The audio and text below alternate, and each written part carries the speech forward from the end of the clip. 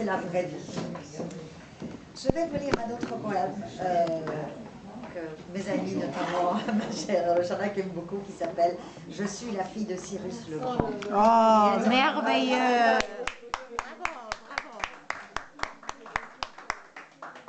Et bien sûr, ça rend hommage à Cyrus le Grand, à la Perse, et aussi à ce côté multiculturel, multi-ethnie que nous avons.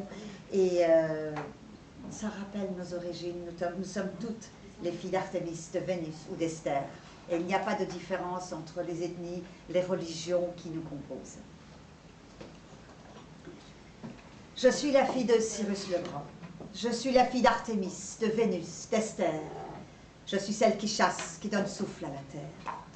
Je porte en moi le destin de donner vie, transmettre, apprendre, empêcher l'oubli.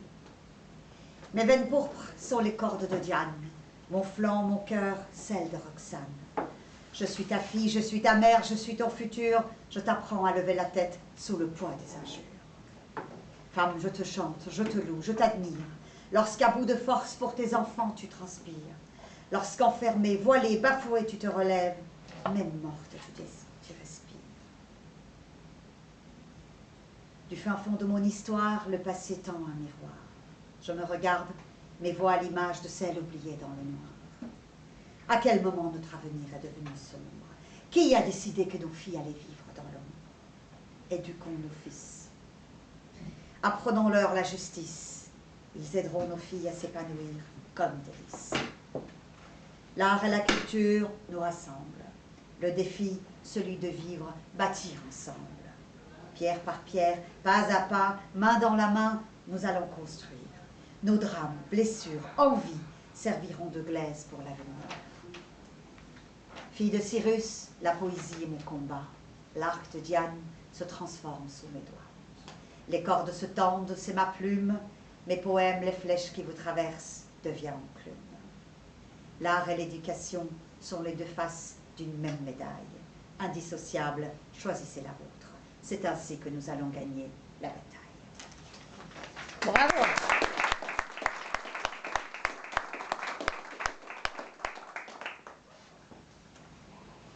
Alors, ce poème en persan est un peu l'équivalent de celui que je viens de vous lire, mais qui dit je fais partie de la Perse et je suis kurde, je suis turque, je suis juive, je suis musulmane, je suis tout. Je suis la Perse.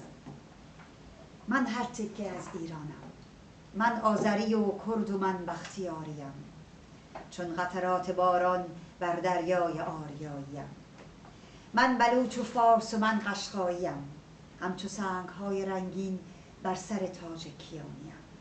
من زرتشتی و مسلمان و یهودی و مسیحیم.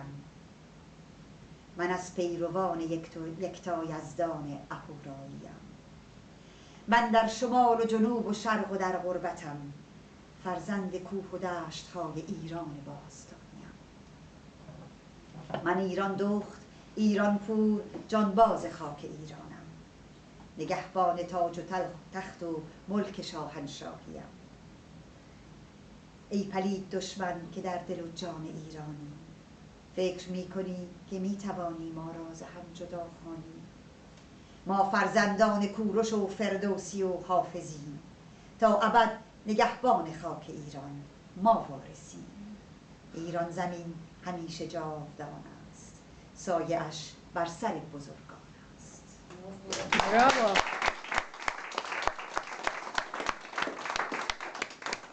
Vous allez avoir mal aux mains si vous applaudissez à chaque fois.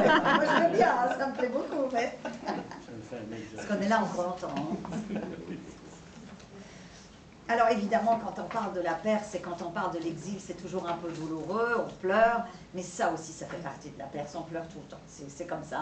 Les émotions sont toujours à fleur de peau et les larmes sont toujours juste prêtes à couler. Ce poème s'appelle, il est difficile, il s'appelle La valise de l'exil. Et celui-là aussi, il y a beaucoup de fans et beaucoup de gens qui pleurent. Alors c'est vrai que c'est difficile pour moi de le lire aussi. La valise de l'exil. Que met-on dans une valise quand on part? Quel objet prend-on, lequel s'imprègne juste dans le regard? Vers quoi dans l'urgence notre doigt tend? Nos mains ont besoin de toucher quoi pour ne pas oublier ce moi? Peut-on emporter les rires et les joies qui ont tapissé les murs de chez soi? Peut-on plier à la va-vite une vie patiemment construite? Peut-on rouler notre existence comme un vêtement usé et l'entasser dans la valise de l'exil désabusé? Peut-on la remplir très vite sans même savoir qui nous abrite? Comment combler ce vide qui nous attend avec quelques affaires choisies rapidement?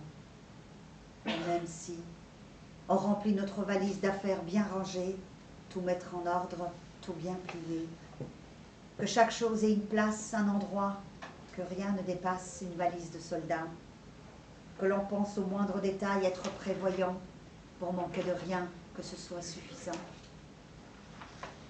que le beau temps et la pluie soient prévus, que ni la chaleur ni le froid ne soient notre inconnu, que l'or soit bien mis dans une petite poche, juste à côté de l'argent qui gonfle la sacoche, le tout entassé sous les vieux albums photos, quand les anciens posent et qui sont beaux.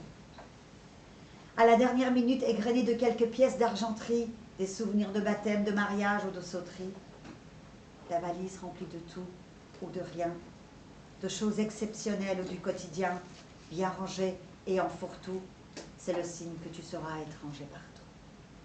Que désormais, seul ton cœur est ta maison, que le mot possédé n'a pas le même son, que l'avenir tu ne le construis pas de la même façon, que désormais toute ta vie tient dans cette valise sans nom. Moi, je n'ai rien emporté de tout cela, juste la douleur de tout laisser là-bas.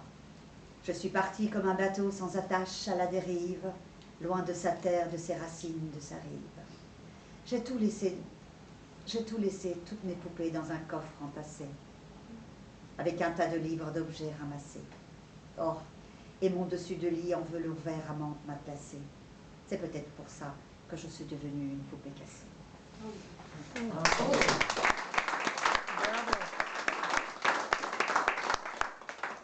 Une poupée cassée, c'était mon premier poème que j'ai fait, le premier, le tout premier, qui est dans mon premier livre, que j'avais fait pour mon père, allez savoir pourquoi. Et donc celui-là qui est venu 2 ans après fait référence, oh non, ne pleurez pas. Et je fais référence, je vais vous le lire pour voir un peu, voilà, le premier c'était une poupée cassée. Je suis une poupée cassée, transportée dans la valise de l'exil, pour avoir de la place, je me suis tassée. Mon corps frêle et fluet d'enfant s'est transformé, mais c'est encore plus ramassé. À l'heure où mes racines se délitent, où mon père petit à petit s'en va et ma mère s'effrite, l'appel de ma terre m'agite, me bouleverse et la raison me quitte. Oh, toi, ma poupée, ma beauté, toi qui es tourmentée sans avoir mon passé, t'ai-je transmis les démons que j'ai voulu effacer? Toi, chair de ma chair, t'ai-je mis au monde pour me remplacer? Et mieux encore, et mieux faire là où j'ai été dépassée. J'ai un rêve enlacé, de voir me dépasser, te surpasser, trouver ton chemin et te prélasser à l'ombre d'un chêne solide où tu verras la vie amoureusement, délicieusement passer. Je suis une poupée cassée. Sur l'océan de la vie, de l'exil, mon cœur est décroché, ballotté. Les parents disparus, à quel quai vais-je me raccrocher? À qui m'adosser? Les poètes du passé et les poèmes de mon père rendent belle cette traversée, mais suffiront-elles pour coller et sauver cette poupée cassée?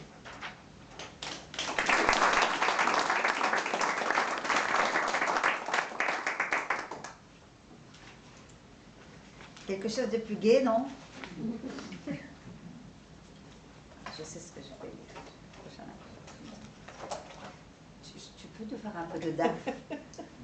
Je pense que oui. Oui, Bien sûr. allez. Nous, une petite musique pour égayer un peu. Parce que si on va jouer Nors et Mariam, ça fait faire un peu plus très gai. bien, Nors et Mariam.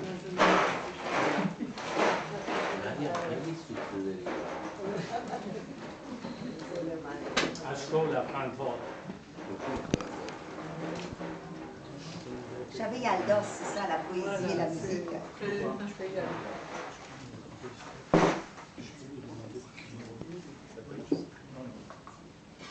Mesdames, à la vôtre.